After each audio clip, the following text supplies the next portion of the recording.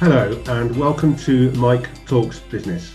I'm Mike Jennings and I'm talking all things business with various guests, highlighting passion, excitement and also discussing the difficult items, the anxieties and the risks that come with the business journey. Today we're talking legacy, what happens towards the end of your business life and what are your responsibilities towards the people that have helped you make a success of your business. And I'm delighted to be able to introduce my guest, the lovely Val King, who has taken what some would consider an unusual stance in her thoughts around the legacy for her business. Val, welcome to the show. It's lovely to see you again. It's lovely to have you here on the show. And perhaps you could start by telling us a little bit about yourself and where you've come from. Okay, well, good morning, Mike. As you'll hear from my accent, I'm actually Scottish, so I come from near Glasgow. But in terms of my professional journey, I came from a corporate background. I worked for Pilkington and then British Oxygen, and so I came into the business, which is the Rooflight company, because my husband had set it up. He's an architect and basically developed and invented the conservation rooflight, which is a rooflight for historic properties. And so I came in from that corporate world, having got a bit fed up with it. I'd been traveling a lot. I'd been traveling sometimes 3 weeks out of 4. And so the opportunity arose where I could come in and make a difference in a smaller organization, which was really tempting to me, having been a small cog in a big wheel.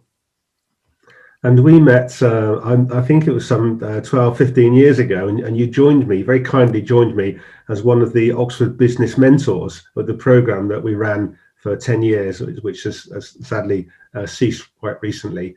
And we're a wonderful mentor and met, I guess, quite a few people and helped them through their own business journey as well. Yeah, so I really appreciate your support in that.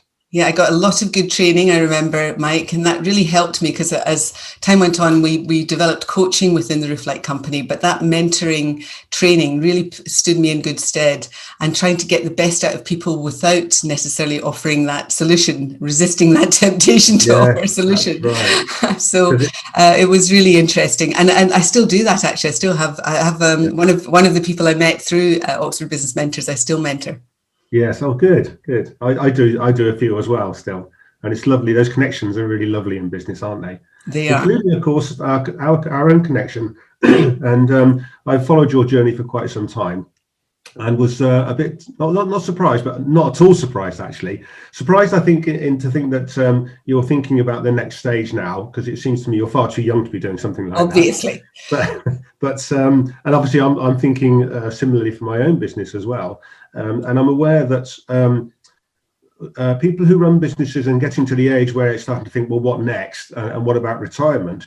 The typical professional advice we would get is sell your business to the highest bidder.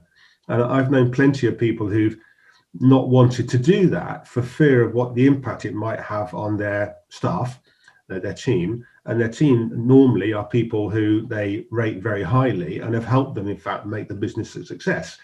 And then I hear from you that what you've done is set up an employee ownership trust, which I have heard of those, and I do know one or two people who've set something similar up. For example, well, the one I know mostly is the Riverford Marketing, or Riverford Organics. Riverford Organics, yeah. A chap called Guy, actually. Yes. And I get his organic boxes and have followed his blogs for a long time, and really admire what he did in terms of passing on the business to the employees. And you've done something similar.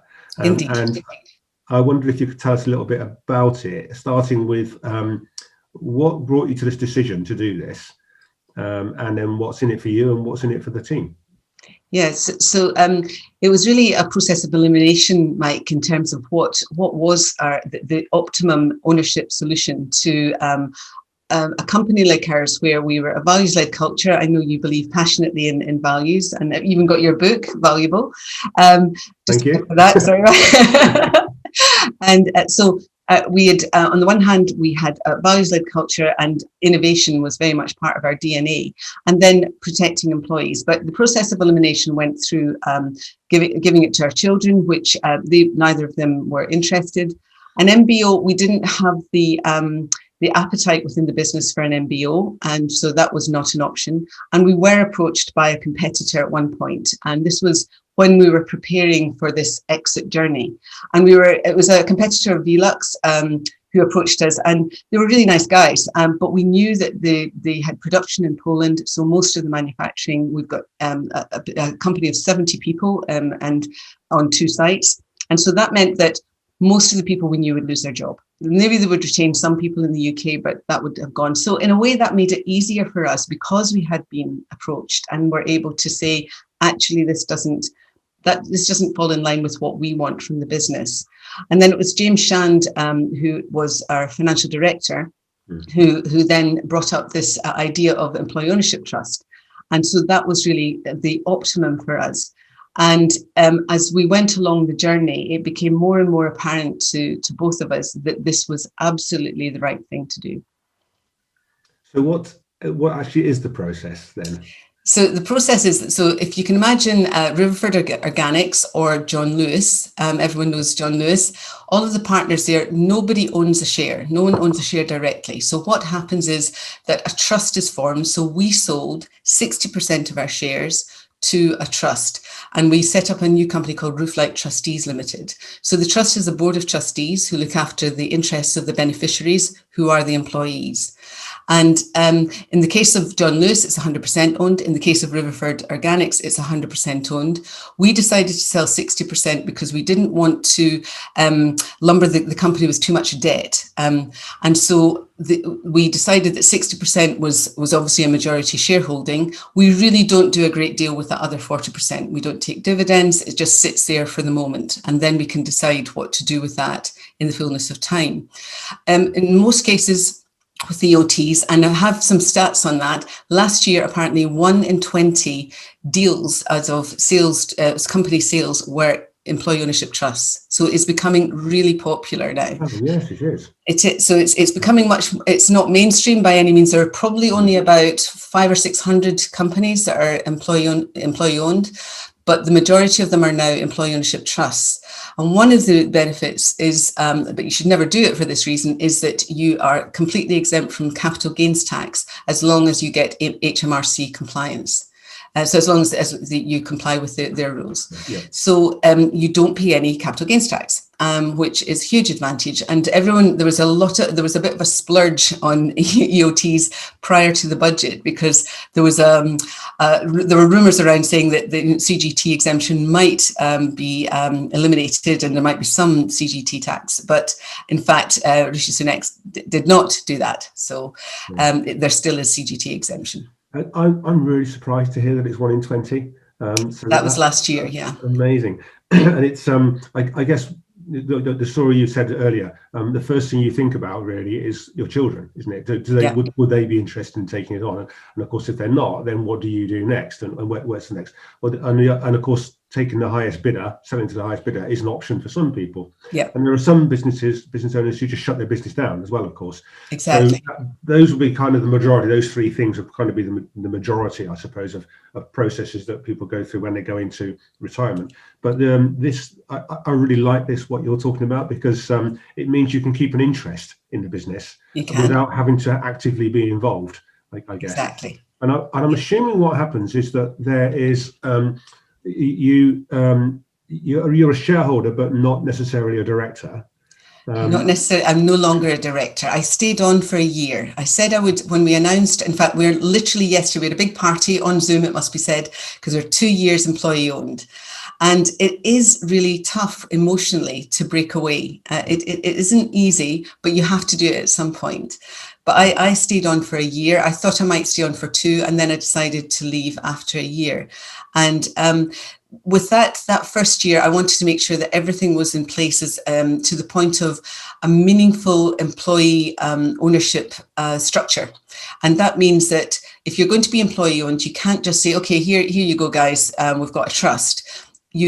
if you're going to do it well and make it and use the opportunity of real employee engagement and feeling like owners, you need to do two things minimum, and that is to have employees on the board of trustees. And so we have 2 employee directors, and they are proper directors. They are directors of Rooflight Trustees Limited. And we have 6 altogether on the board, 3 independents, myself, and two employees. And then you have to have a representative body. And in the John Lewis model, it's called a council. We call them the voice group. And they are the eyes and ears of the employees. So they are taking the temperature, finding out what's going on in the business, making sure that they are representing the views of their constituents. And they're obviously voted for by their fellow employees, as are the 2 trustees who are on the board of trustees. Okay, so it's like having an employee council. It is. Some kind. Exactly. And some family businesses where there's an extended family have a family council representing shareholders, but this is a council representing employees. Yes. Okay, so it's fairly complex, and I guess it's a process that has to be taken very carefully and methodically. It is, and in fact, it is that. It's very much a process, and if you do it well, then you see it as a transition project, and that's how I actually developed the whole transition from private to EOT. And we do a lot of projects, and we're an innovative company, and we have a project model, a project management model, and a change frame. So I use that model to make sure that we had the preparation done. You've got to do lots of preparation and groundwork, develop the optimum solution, then you implement, and now we're at the phase of integration, and the gold dust, the holy grail for employee ownership is if you get employees or the vast majority of employees thinking like owners, not just employees. Because we all talk about employee engagement and how important it is, and especially now with people working at home, if they truly feel part of something special, and that they have more than just coming into work, they have a much bigger purpose to their lives in terms of their work, then that's where you really know you're singing and dancing. Yeah. We're still a bit of a way off there, but it's going in the right direction. It's what I've always said about leadership. Leadership as a leader, one of the most important things to do is trying to get all your people to become leaders too. Yeah, exactly. Each person can lead in their own environment, in their own way. And I've always felt with my own team, my job was to get them to become as far as possible leaders and entrepreneurs. So to have leadership qualities and entrepreneurial qualities, so that they're always able just to get on and do something. Yeah.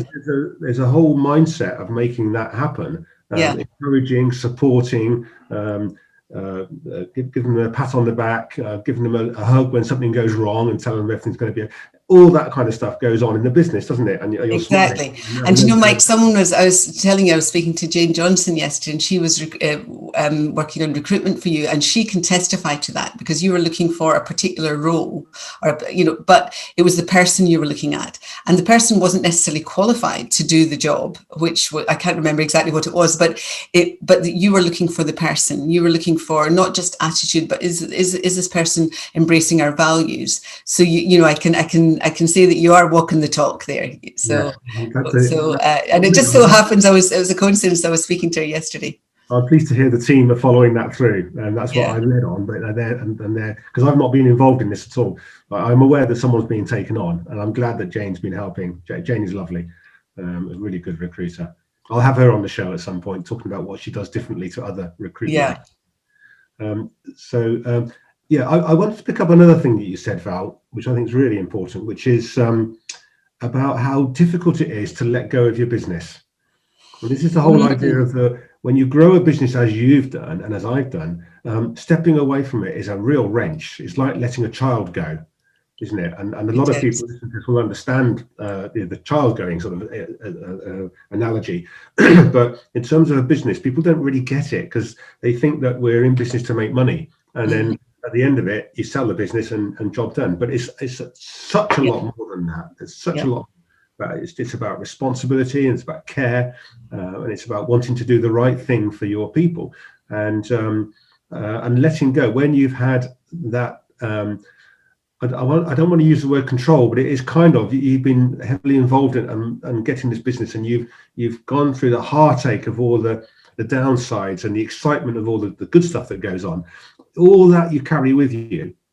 And then you've got to pass it on to someone else to nurture and continue to grow. And so we talked about legacy is partly about maintaining the culture of the business, and so that can continue, because that's really what you want to continue. So you can look at us from the side and say, yeah, I did this. And look, it's still carrying on. Yeah. So when you just said about Jane actually recruiting someone who, it's more than attitude, it's about value. Do they share our values? That's the new person coming in.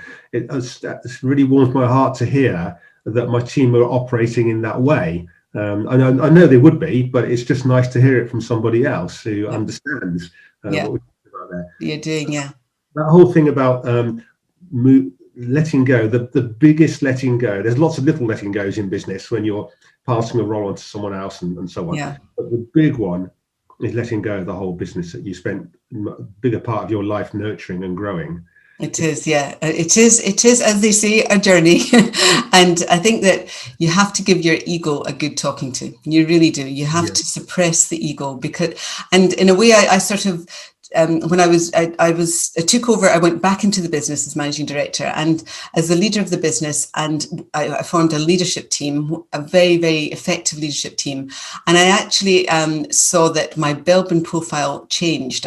We did a measurement, and I went from chairman, which is, I'm in charge kind of role, to coordinator, which was very much, I am letting this leadership team flourish and develop. So that was just an interesting observation from my own point of view to look at that change in my Belbin profile. And the key thing, I think, is that you can't have it both ways. You can't sell a business and then expect to be able to just jump in when you feel like it. And I was speaking to a couple of people I've met recently who are in employee-owned businesses, and they are very frustrated because the former owner it keeps on coming in and mucking about with their the way they do business, and it's just not on. I mean, it's not as if that's an absolute rule. And I stayed on for as managing director, and I could have stayed on for longer. I could have stayed on for another 5 years, but I chose not to. But one thing you can't do is, once you've stepped back and you're no longer managing director and you're no longer on the board of directors, then you really have to step back and let them get on with it. And I've got to be honest and say that in the first year, so Steve Webber, who was our operations director, he took over 1 week before lockdown. It was, it was incredible, the timing. Yeah. And I was slightly disappointed, maybe a little bit hurt that he didn't phone me more often than he did. He just wanted to get on with it in his way. And that's exactly what was needed. But you have to sort of step back and say, okay, they don't need me anymore. And it feels a wee bit kind of a bit, you just have to feel that and embrace it and just move on. And one thing I would say for any exiting business owner, if you don't have something to go to, then that might be a problem. If you've got a hobby that will take over your life, that's great. If you have a vacuum, it's going to feel much harder than if you have something to occupy your mind. And I wanted to set up this BFG Associates, so I have something to go to. If you don't have something to go to, then it would be harder, much harder. And you found something ideal for you, which yes, your mentoring skills, as well as your experience of not only the business but also the transition to employee ownership, and that is to promote the idea of employee ownership through your new consultancy business. So tell us a little bit about that, Val. So I set up a BFG Associates, which is not big friendly giant, but business is a force for good.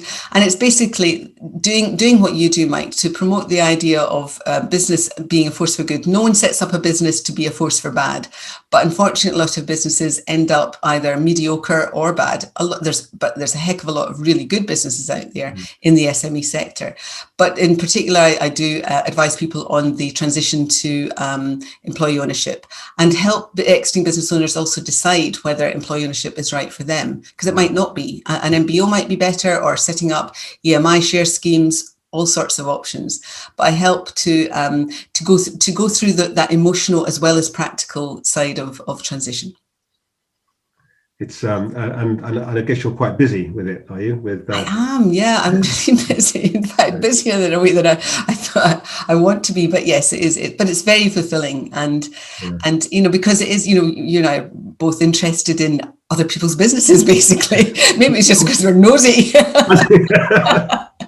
But it is so, the richness and variety in how people do business, why they do business, the motivation, all of it is something so interesting. I love the passion. I love to find out why people are doing what they're doing. Yeah, what's behind it all. That's right. Often you can take it back almost sometimes to childhood. Yeah. About not necessarily what they're doing, but why they're doing what they're doing. Why they're doing, yeah. Really very interesting. And there's passion in business owners, which I don't really see in other fields of employment. No. And that's what excites me about it. That's what's kept me busy. And for me, it all started with running a business park for small businesses and meeting the business owners and realizing I can have a really interesting conversation with them and just come away feeling fulfilled and walking with my head held high.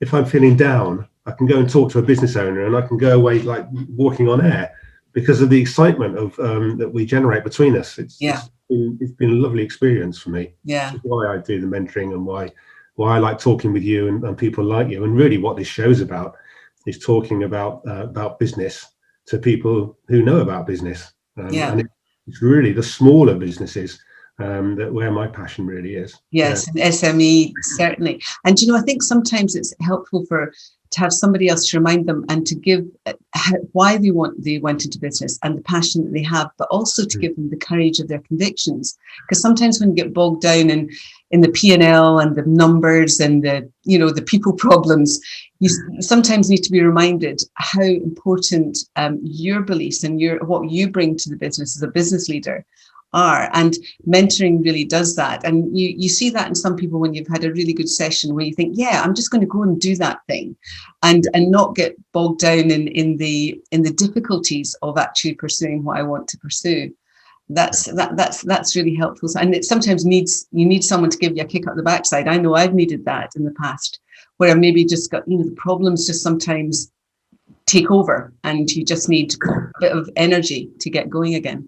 Hence the importance of business coaches and perhaps non-exec directors for larger businesses where you can have those kind of trusted advisors or supporters, the friendly critic, I think they call it. Exactly. So important in business to have that. Yeah, quite agree. Yeah, because I think it's just that responsibility that bears down on you sometimes. And I've felt that leaden weight sometimes, when things are not going so well and where you're faced with some what apparently are intractable problems, but you come through them. So it's not all good. You and I both know that there are hard times as well. It's not all great and bubbly and fantastic because we're all faced with that.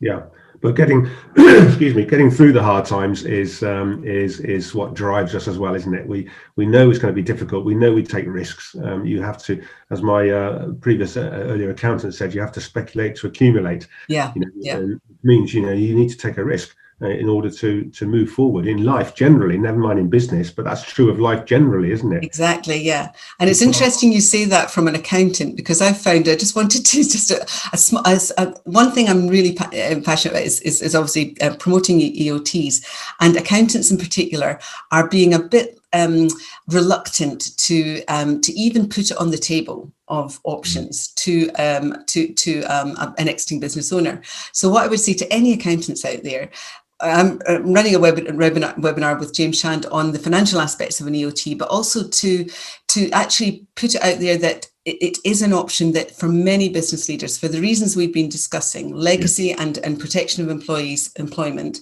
it's an option that many business leaders or owners would actually want to know more about. It's not necessarily for everyone, but it is a third option, which would really be quite exciting to be able to propose to someone. So I just want to get that one out there. This is why I wanted you on the show, Val, because as I said at the beginning, professional advisors would tend to think from a point of view of maximizing the amount of money you can get out of the business if you Yeah. sell the business at the end of your life. But that doesn't take into account the people side of the business, those very people who've helped you make a success of the business. Yeah. And what you've done is show that there's a way, an alternative way, and now becoming a more popular way.